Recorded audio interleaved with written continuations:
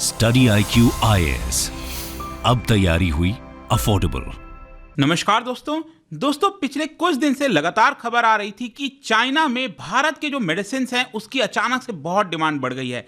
देखो, एक तरह से अगर आप देखोगे तो एक अच्छी बात है कि भारत के मेडिसिन की डिमांड बढ़ी है। वहां पर बताया यह भी जा रहा है कि इलीगल मेडिसिन भी पहुंच रही हैं, लेकिन ये जो डिमांड है दोस्तों वो किस तरीके से फुलफिल की जा रही है ये भारत के लिए बहुत ज्यादा चिंताजनक है। इस तरह की खबर आप देख पाओगे, demand for Indian generic drugs sky rockets in China एमिड Covid surge. तो यहां पर हम डिटेल से चर्चा करेंगे कि इससे भारत को नुकसान क्या हो सकता है, वो मैं आपको बताऊंगा। काफी कुछ जानने को है इस वीडियो के अंदर, चलिए आगे बढ़ते हैं। लेकिन उसके पहले ध्यान रखिएगा, अगर आप यूपीएससी प्रीलिम्स का इस बार एग्जाम दे रहे हैं जो कि 28 मई को होने वाला है, तो हमारे द्वारा कल से ये बैच स्टार्ट किया गया। जी हां, 14 से कल शाम से ये बैच स्टार्ट हुआ है। अभी भी आपके चांस है इसके अंदर एडमिशन कराने का। हमारे वेबसाइट ऐप पर जाइए या फिर कमेंट सेक्शन में इसका लिंक है, वहां पर जा सकते हैं और कोड इस्तेमाल करिए अंकित लाइव, ताकि सबसे कम दाम पर आपको ये कोर्स मिल जाए। और इसके अंदर 200+ आवर्स की जो लाइव क्लासेस है वो आप अटेंड कर पाएंगे। स्टैटिक और करंट अफेयर्स का इंटीग्रेटेड स्टडी कर पाएंगे। आपके बुक्स जो हैं घरों तक भेजे जाएंगे। All India open mock test भी आप देख सकते हैं। या फिर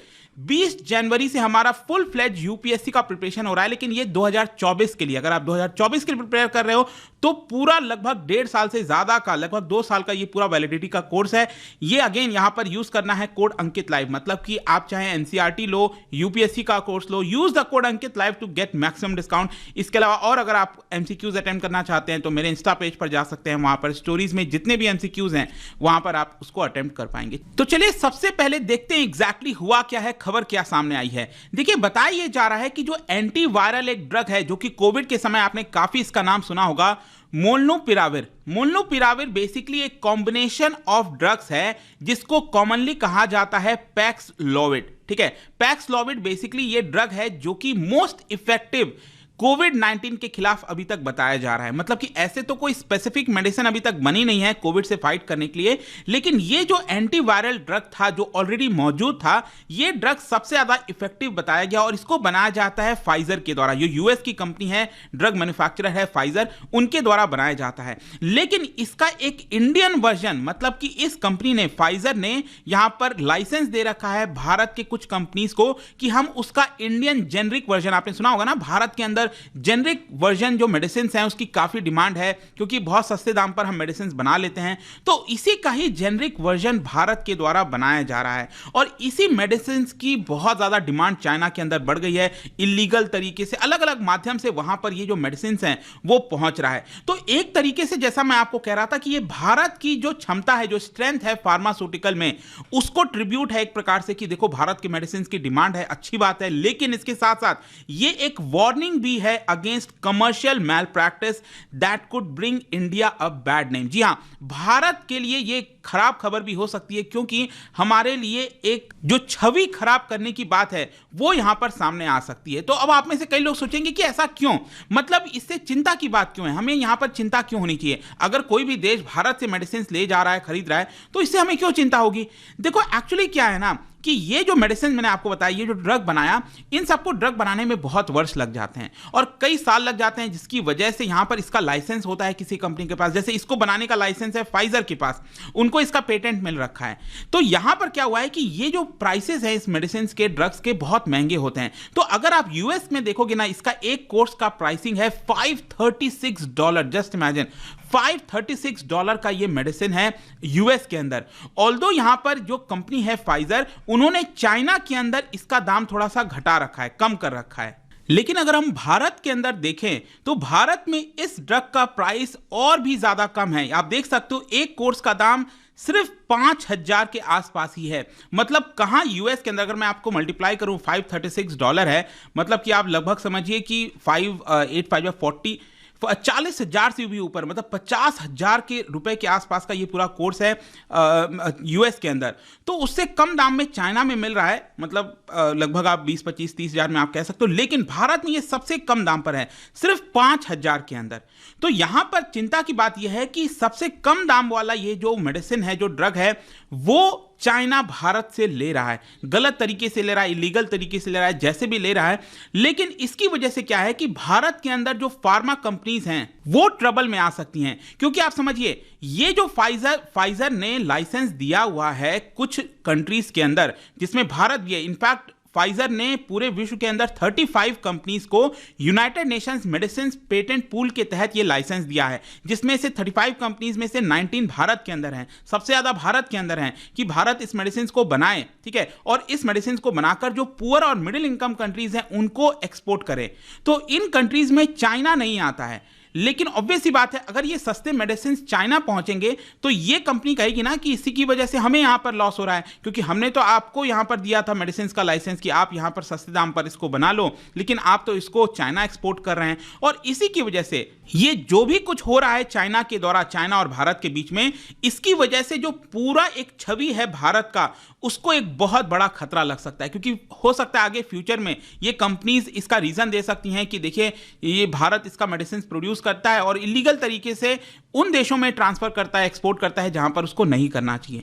तो ये एक बड़ी चिंता की खबर यहां पर सामने आई है। लेकिन हां, अगर मान लो अभी तो क्या है, चाइना ने ऑफिशियली भारत से ये मेडिसिन नहीं मांगा है, ठीक है। एक प्रकार से आप कह सकते हो कि ये जो मेडिसिन है उसको लेकर चाइनीज एजेंसी और फाइजर के बीच में भी बातचीत चल रही है। दोनों आपस में बातचीत कर रहे हैं कि कैसे इस मेडिसिन का और दाम जो है और कम किया जाए चाइना के अंदर। उसको चाइना डायरेक्टली बात कर रहा है फाइजर से। लेकिन कल के डेट में मान लो चाइना नेशनल इमरजेंसी क्लॉज को इन्वोक कर देता है। कहने का मतलब है, आपने WTO के अंदर सुना होगा, यहां पर जो trade related aspects of intellectual property rights है, ट्रिप्स एग्रीमेंट जिसको कहा जाता है, उसमें यहां पर एक प्रोविजन है जिसके तहत कोई भी देश नेशनल इमरजेंसी क्लॉज लागू कर देता है तो वो मेडिसिन सस्ते दाम पर अपने देश में बना सकता है।